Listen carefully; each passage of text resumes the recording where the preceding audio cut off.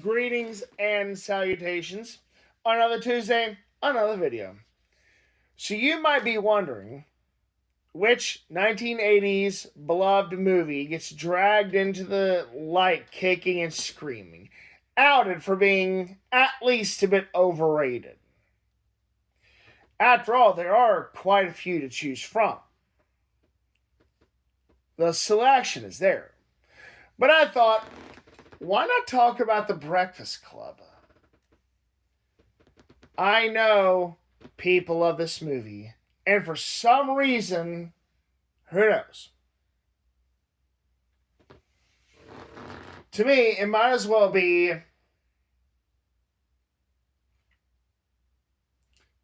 losers from an internet chat room meet up and get detention for the whole day together.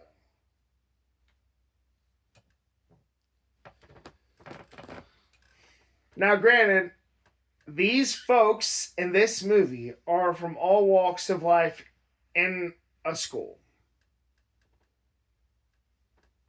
Well, the ones depicted in movies, at least. I've never really seen something like this actually happen in high school. It's supposed to be some sort of coming of age dramedy. I think that's what they call it. Sounds like a lot of malarkey to me. And I have seen this movie. It just doesn't do anything for me. I've seen the movie, and honestly speaking, I only remembered because it's talked about so often. I remember Invasion of the Body Snatchers more than I do this, and I hated that movie too.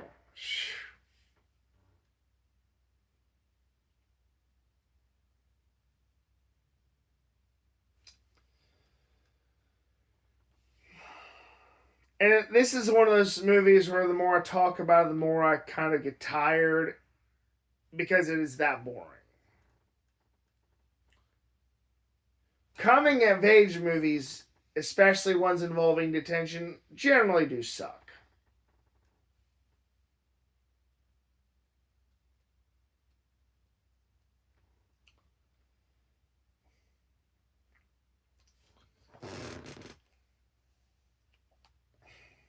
I actually enjoy movies like Mallrats a lot more.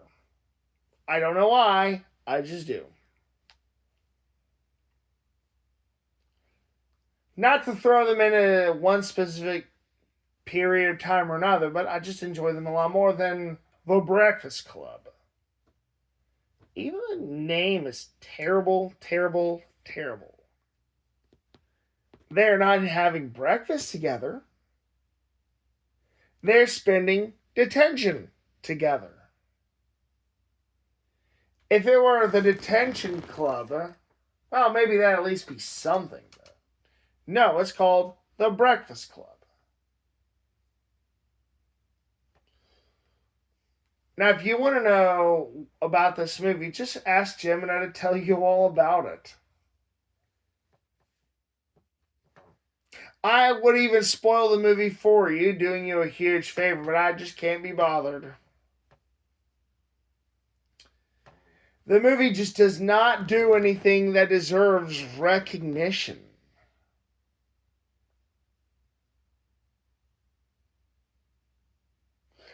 There were just far better movies out there in the 80s worth talking about.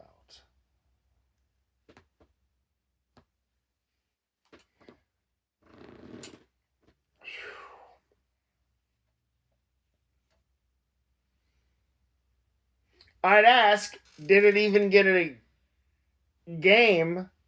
But then I'd say, thank goodness if it didn't. But even if it did, I can't imagine it'd be worth it, you know?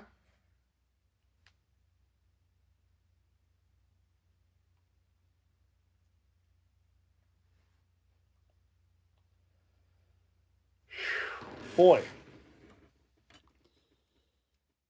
And see, it's like right here. It's going on 5 minutes, And that's about how uninteresting this is. So I think I'm going to actually talk about E.T. the movie as well. You know? Why not? Throw two of them in together. Just because I don't really have a lot to say about E.T. either. I've seen E.T., I remember a lot more vividly than The Breakfast Club. But, and I will say that, like many Steven Spielberg movies from that period of time, it is worth watching at least once. But it is still a bit woefully overrated.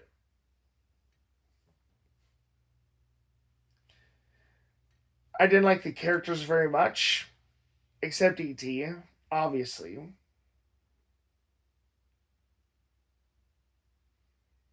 And we all remember the game, don't we? You know, the people who actually played it when it was freaking relevant.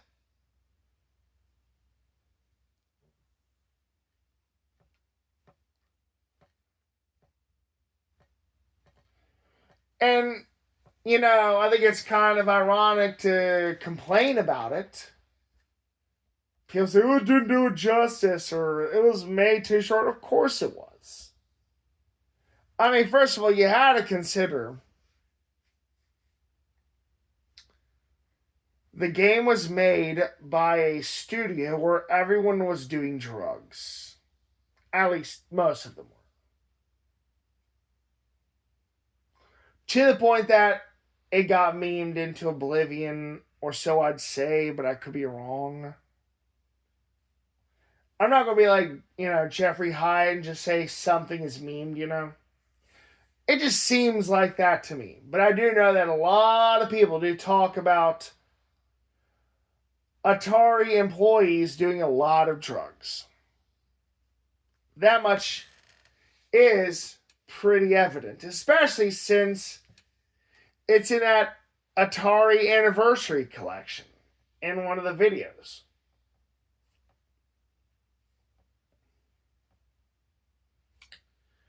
I had to say that out of all the things I liked about E.T., I'd say the most of were the special effects.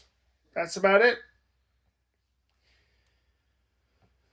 I've seen better Steven Spielberg movies, especially ones involving aliens, like Close Encounters of the Third Kind.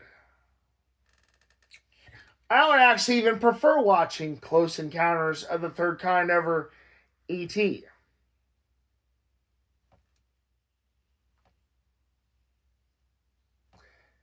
And I would have to say, Close Encounters of the Third Kind is vastly more interesting.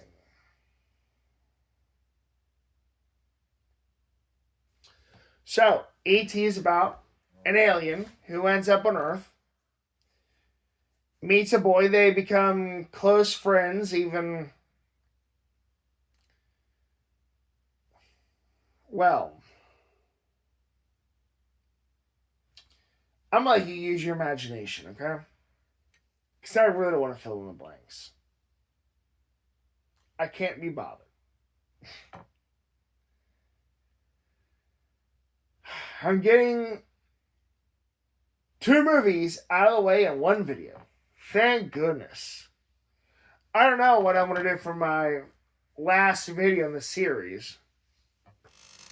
Let's talk about Bill and Ted. I'm going to see where we're at here. Yeah, we're in 10 minutes. Good. So, anyway. Um, I can't remember if it takes place on Halloween. I know Space Invaders does. But anyway, what happens is they build the infamous ET phone. And that's about it, you know, and everyone discovers ET's connection with the boy and how close they were. Kind of like the way Luigi was close to Mario and the Mario Brothers 3D movie. That's all I'll say about that, I guess. Yeah, I did have something to say about it after all.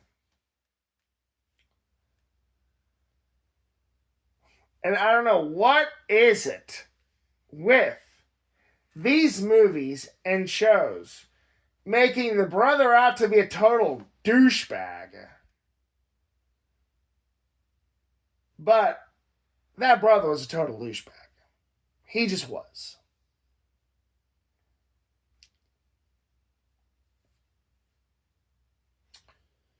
Now, the game, I mean, folks, come on. Not only was the movie game bad because of the constant drug use, you'd think that so much use of drugs would improve their creativity, but no. But that wasn't just it. This game was made in such a short amount of time. And apparently, the other games made by the same people in the company weren't all that great either. But you really had to just consider the Atari as well, though. I think that also has a contributing factor. Atari just wasn't that great to make games for, you know? And if you don't believe me, then you are not being non-biased. You know, you gotta just look at it practically, you know? So I think that's gonna be it. So, I don't know what I'll call for a title. We'll see. I still don't have an idea for the name for Tuesday's videos yet. Anyways, thank you for watching. Please like, subscribe, hit the notifications bell, share, follow, etc. Comment. Remember, cool comments get approved. Meow comments don't. Bye-bye.